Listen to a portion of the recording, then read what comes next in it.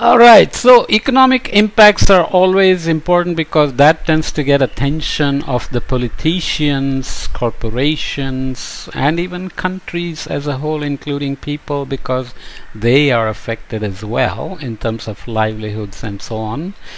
And there are many ways to calculate these things. They all have their uncertainties, assumptions. There are things like damage functions involved.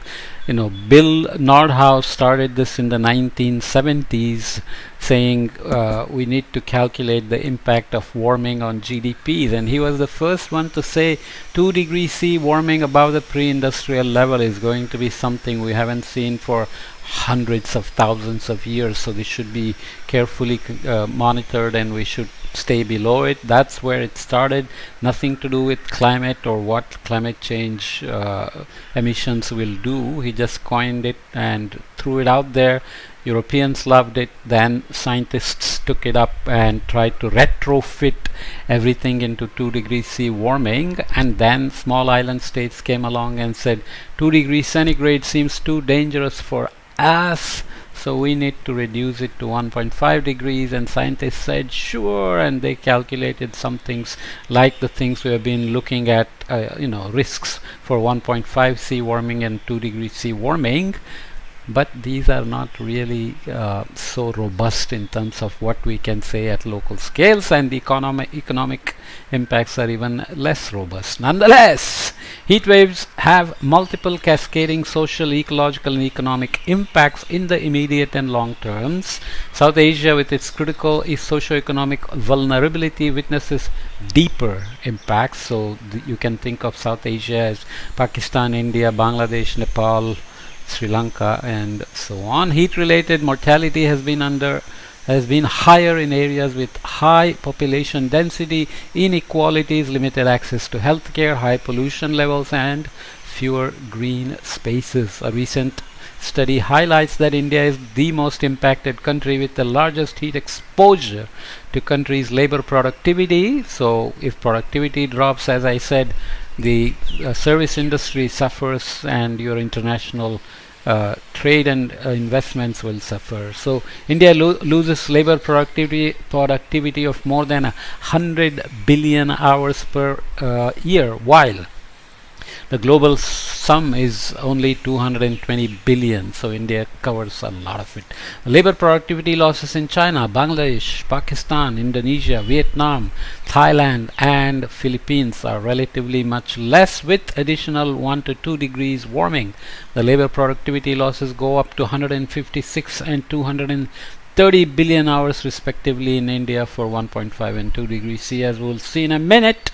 The International Labour Organization report estimates that labor productivity losses associated with reductions in work rate due to heat exposure can be as high as 280 to 311 billion US dollars per year. These are mostly attributed to losses in low and middle income countries, including those in South Asia, in sectors involving heavy manual labor like agriculture and construction. As a way forward, a pathway to manage the risk of heat waves is summarized below, which I might have cut out unfortunately, but nonetheless you can look it up. Maybe I'll briefly mention it by opening the report on the side, which is not the best way to do it, but early warnings for South Asia. So let me go to where we are. La la la. Actually, we'll come back to it later. There are population riskscapes that we'll look at, and then we'll look at ways forward. Okay, so this is just quickly here: billions of hours per year of labor loss, labor productivity losses due to heat waves in high risk countries. So India with baseline 1 degree C warming and 2 degrees C warming, so they went from 1.5 to 1 degree C because that's what the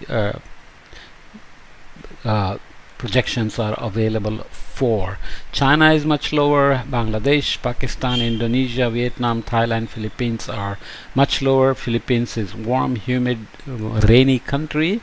And Bangladesh is also warm, humid, small country, a lot of international production there as well. Pakistan, semi-arid, lots of heat waves. Somehow its productivity loss is low, but with their own baseline, it may depend on what the total productivity is anyways, nonetheless. Let's leave it, because this gives a clear message to India saying your current productivity loss due to heat waves is already high and it's only going to get worse, so you better worry about it. But again, where in India is going to be critical? Which part of India is going to get much hotter and having more heat waves in terms of duration, frequency and intensity, right? Comparison of population risk scape under current 1.5 and 2 degrees C warming SSP3 scenario. So again, shared socioeconomic pathways. SCAP is again Economic and Social Commission for the Asia Pacific. These are the sub-regions: South Southwest, North Central, Southeast Pacific and East Northeast. So we are dealing with drought current, drought 1.5 and 2 degrees. So this magenta line is flood lines, heat waves in green, and surface wind and current for the purplish, it's what color is purplish color, right? This is magenta, purplish. So you get the idea that some regions are much more vulnerable for, so this is somehow much more, Southeast Asia seems much more vulnerable for flood risks because they are mostly islands with sea level rise, heavy rain and so on. Flood risk is also high for the Pacific and for East Northeast, but surface winds are much more impactful, or East Northeast and the Pacific Island states, mostly islands, but also Australia included there, I suppose. You can look it up. So you can see that it is sector hazard specific, so drought or flood or heat wave or wind. So that also gives you some information, even if it's not at a local scale that is needed. So this is percentage of population that is exposed. I should leave this particular podcast here and come back and talk about early warnings. Now we let's say convince ourselves that early warnings are very critical for the Asia and the Pacific region. Now you need to figure out what is needed for building such early warnings. Making them hyper-local is one thing, but just first building them, having reliable early warnings at any scale is going to be very important. Then you can try to make it more local. Okay, so we'll come back and look at some points about what is needed, and then we'll look at some ways forward after we are done with that. Okay, these are good points, and it is meant as an introduction. And as I said, I have a whole course on S2S and other early warning systems. There are also sector specific early warning systems there for water health and so on that you can look up. So come back here and listen to more of this early warning and how what the components are to building an effective and efficient early warning for Asia and the Pacific region. Okay,